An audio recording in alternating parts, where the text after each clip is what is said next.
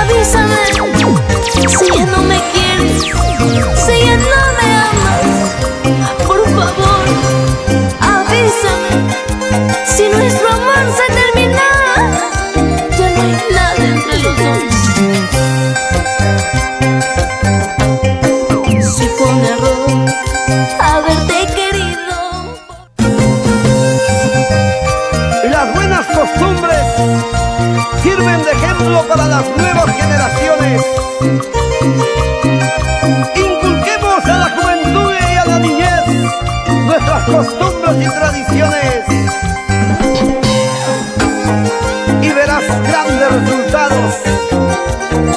Y para ejemplo, una niña que cada día crece más y más.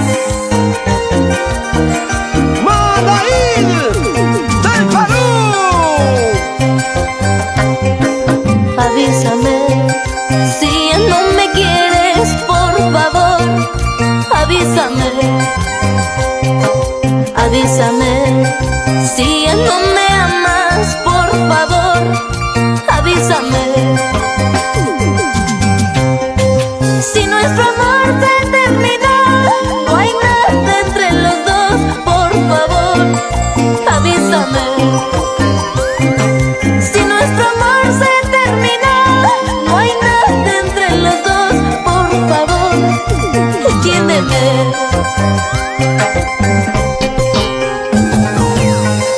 Avísame si ya no me quieres, si ya no me amas.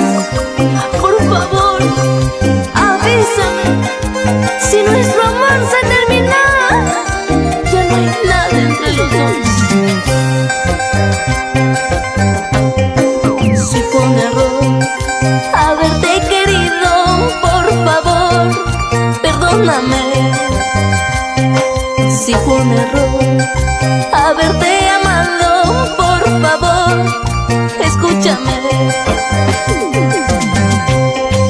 Si nuestro amor se terminó, no hay nada entre los dos, por favor, entiéndeme.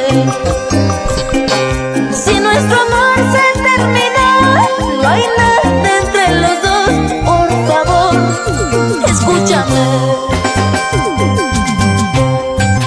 Avísame si ya no me quieres, avísame, te pido por favor. Si fue un error haberte conocido, por favor, perdóname. Avísame si ya no me quieres, avísame, te pido por favor. Si fue un error haberte